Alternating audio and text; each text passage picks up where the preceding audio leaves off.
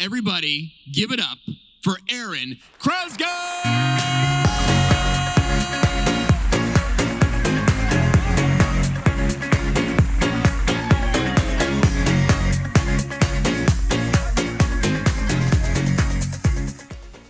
No pressure after going on after Honduras. That's like, I'm scared. Good luck. Yeah, put me in on a train with like 200 people and I could do a video quickly, in and off. But to stand in front of you guys, I'm actually really nervous. But listen, I'm here to talk today just about what I do and to give people a bit of inspiration to get off their butts and go for it, you know? Like, for me, what it was 2-3 years ago, I found myself stuck. So I wasn't growing anymore. I got to the point of, I was literally, what am I going to do? Like, do I quit? I didn't know what to do. So I really, really researched other people and what they were doing and stuff. But I wasn't really maximizing my platforms. So like Facebook, I wasn't using the stories, especially Instagram. Instagram for me has gone from, so 2 years ago, I was stuck at 436,000 people. Then it was 435,000 people. Then it was so I was losing 1,000 and gaining 1,000 a week. And I was thinking, what the hell can I do? So I thought to myself, I have to maximize using this one platform. Because Facebook was doing okay. My YouTube, never really been a YouTuber because I do compilation-based stuff. So I make short form, which goes on Twitter, Instagram, Facebook. Now it's TikTok as well. God, TikTok. Yeah, it's good. It's a good platform. It's good. It's a bit crazy, but it's good. But then I'd save up 4 or 5 videos, make them 4 or 5 minutes long. Then I'd put them on YouTube. But I was only doing that like once a month. And people were like, why have you even got this platform? You don't even use it. So I took a step back from YouTube and put all my focus into Instagram. So I was using story based. I do 8 to 10 stories a day. Just before I upload, so 12, 14 hours before, I do the countdowns. So I get everyone. Hey guys, if you want to follow back, all you have to do is hit remind me on this countdown. So the other day I had 14,000 people waiting for my upload at 5 p.m. What that does for engagement is insane. Like, it is totally insane. You've got 14,000 people waiting for the upload. Even if half of them like it in the first minute, so roughly my Instagram posts will get 10,000 likes in 2 minutes. But that automatically sometimes puts it on the explore page, what gives you so much more reach. So in 2 years, I've put my main focus into that. And now it's like 4.8, nearly 4.9 million followers on Instagram. My Facebook's gone to 6 because I'm sharing what I do on Instagram to my Facebook. Then I'm doing separate stories for Facebook, telling people about uploads. I'm doing direct shares, redirect. So I'll upload a video, but halfway through the night, I'll upload it again, cross-posting it. So it gets double reach in the first 24 hours. And my Facebook's gone to like 6.4 million. So like, that is the main thing I really wanted to talk about today was maximize every single platform you have, try and maximize it to the point of you're doing it too much. That's what I was doing. And even people at Instagram have got hold of me saying about having meetings and they really want to know how I'm utilizing the app because they're seeing good progress and good growth. And that is the main word, consistency, absolutely. But I didn't know whether to talk about this today. I really want to talk about, and be honest, about the pressures, what I'm going through with social media, as well as a few of my influencer friends who have really, some of them have hit rock bottom to the point of they are in counseling to deal with the pressures of social media. So one of my biggest pressurizing things at the moment is working with brands, because I've got management as well. So I can't really have one-to-one with a brand, which I'd love to do, but then a few brands obviously don't really like that. They want to go through a third party. So what happens is, like, I make videos, the videos go back and forth 10 times. I'm missing out on edits because I'm not getting told properly. And then that's one of the main pressurizing things. But as well as the thing, if you really want to get into this business and you start really getting good at what you're doing and you start getting growth, like my numbers are going up at the moment. It kind of takes over your life, man. Like, I can't focus on anything else ever. Like, I'm stood here today, and all I've been thinking about is, how can I use this crowd in a video? How am I gonna? How can I utilize? I can't enjoy anything. I'm sitting in a restaurant just a minute ago having sourdough and bloody scrambled eggs, and I'm thinking, how can I get that waitress in a video? I'm like, I don't ever chill out, man. And I need to learn how to chill. Like, especially with my home, I've got 3 kids, beautiful kids, yeah? They see me a lot, but do they really see me when I'm on my phone all the time, on my laptop all the time? I'm taking loads of time off lately, as in, like, to try and get back into some sort of scenario at home where I'm not this social media addict. But I've been doing it 7 years, and it's all I know. Like, it is all I know, and that's one of the main things I wanted to be honest with you about. Like, if you really, really put your time and effort into this, just get ready for a lot of pressure. But a lot of people thrive on pressure. Sometimes I work better under stress. It's not a good thing, because it does make you drink alcohol, which is, yeah. Get the beers ready. Very nervous. Sorry.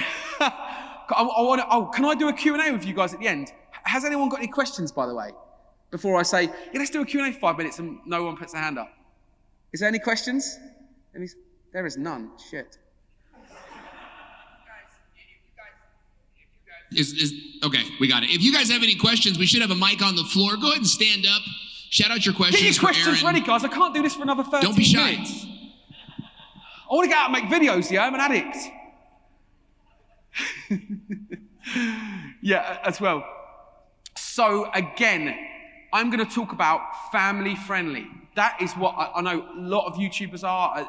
It's very important to me that I've kept the same 7 years.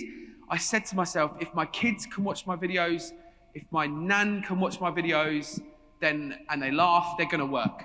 So I'm walking along the road, and I've got, like, when was I the other week? I was in Luton, and an old man come up to me, and he said, "Are you Arron?" I said, "Yes."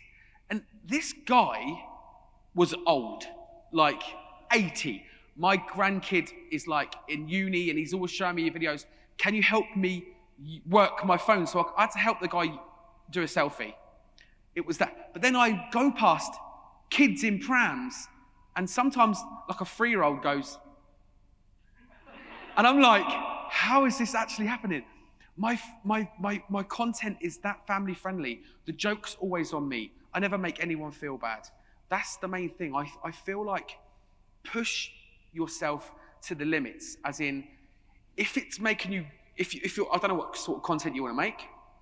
Obviously mine's a lot of public based.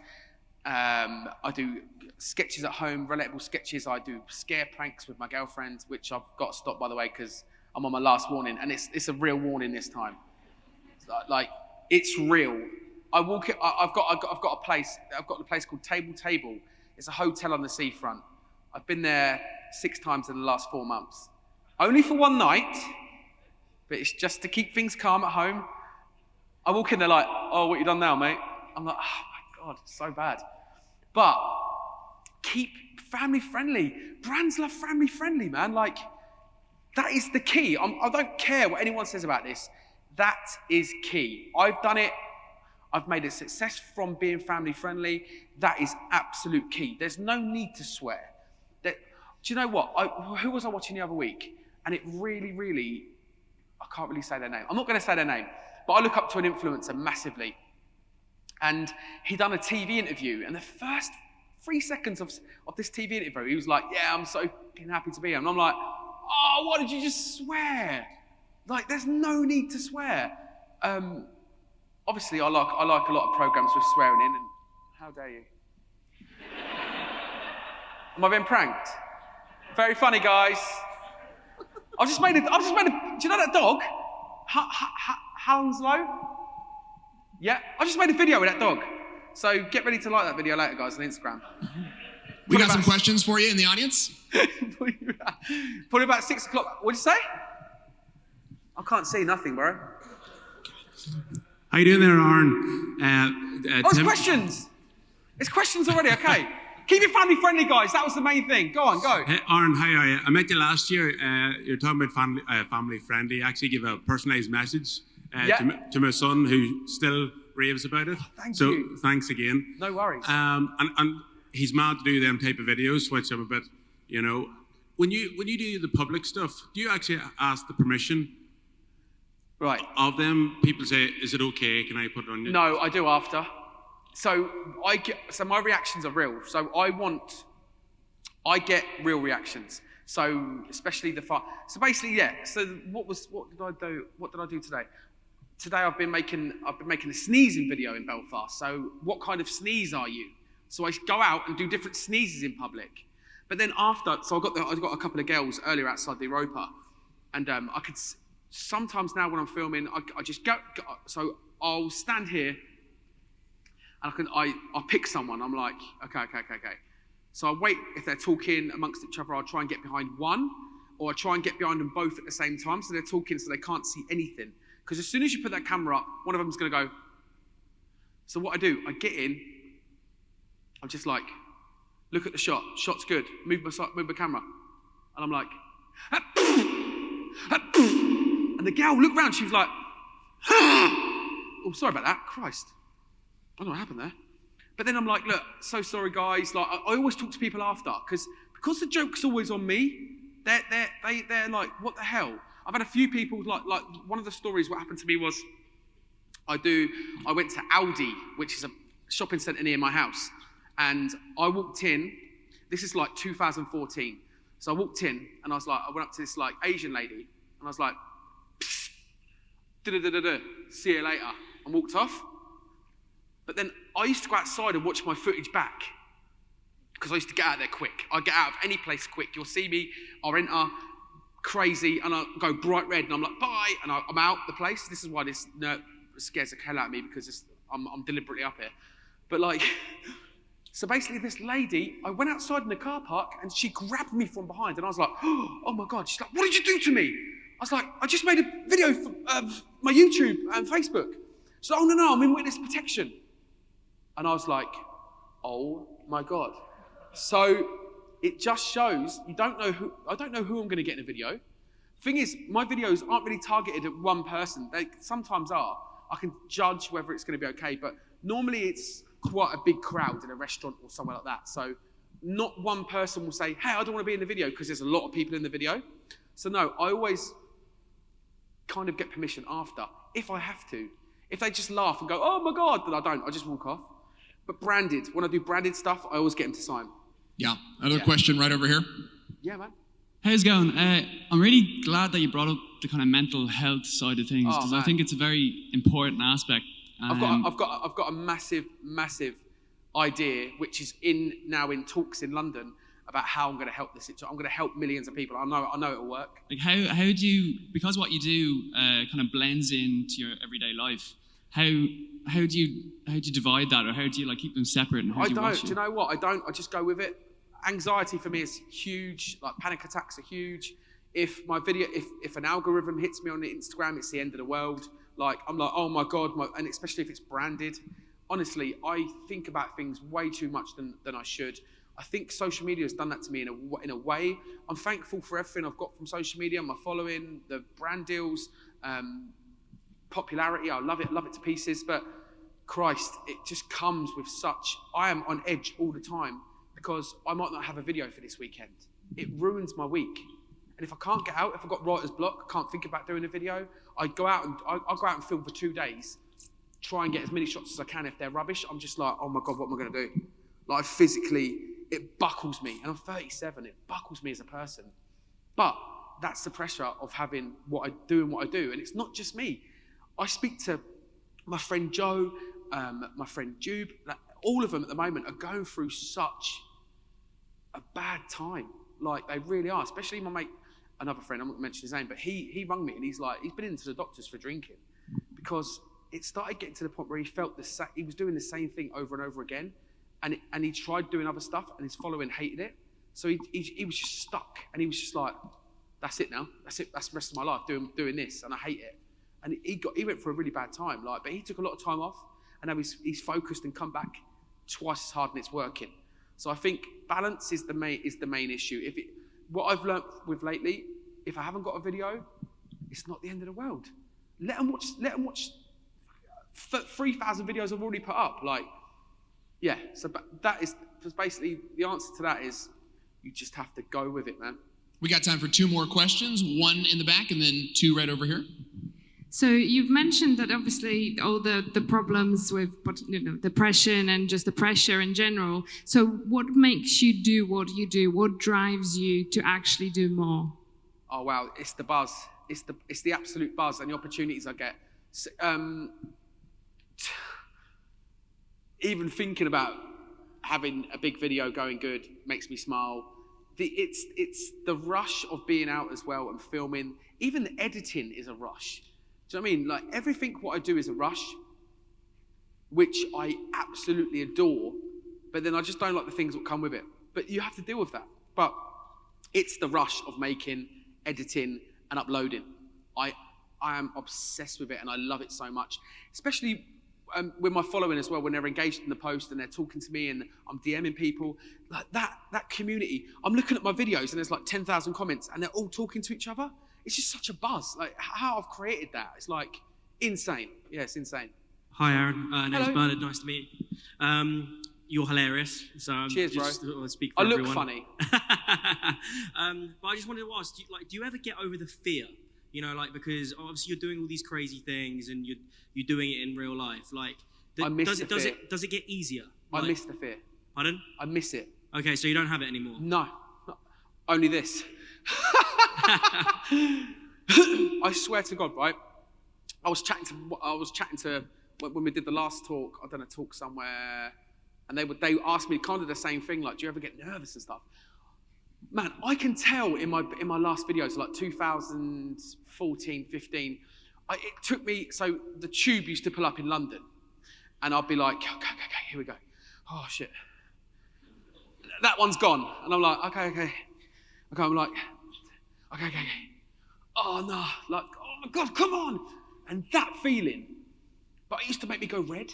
So you'll notice in my videos when I first started, I'm red all the time. So I'll be like on the tube, and I'm like, mate, it's making me like, it used to make it's insane. But it was like, but then the buzz would come after, they're getting off the train.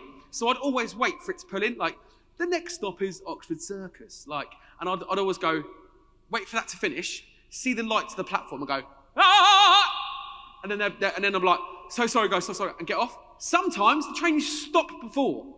So I'd be on there still like, then you'd have to explain, I'm not crazy everyone. Like, so I just made a video, like, don't worry. Then, yeah, the fear. So the fear, it used to push me to the point of no return. Like, I didn't care. But now I miss that kind of feeling. If the train's not busy enough, I won't get on it. I'm just like, oh, for Christ's sake, like, I need to. It's like I'm trying to rush stuff now. Like, I don't know, I don't understand where it's come from, but I'm trying to rush. But yeah, the fear, oh man, that feeling is just insane. It's like drugs. I've never done drugs. Maybe at school I smoked a weed. I smoked a weed? That's how much I know about drugs. Yeah, I smoked a weed once. Dickhead. Yeah, but it's kind of, the buzz is like, you know, like after 2-3 pints, that feeling, that's in your head. Like, when I look at I've got 1 minute left, so sorry. When I look at when I've edited the video, and I'm looking at it, and I'm like, I sent it out to the same like number of friends at the time, say, what do you think of this? What do you think of that? Should I edit this? And they're just like, no, just go for it. But that feeling is just, it makes it all worth it, dude. Like, it's crazy. It's absolutely crazy. That's all good, guys. Give it up for Arron Crascall, everybody. No worries, thank you so much. So good.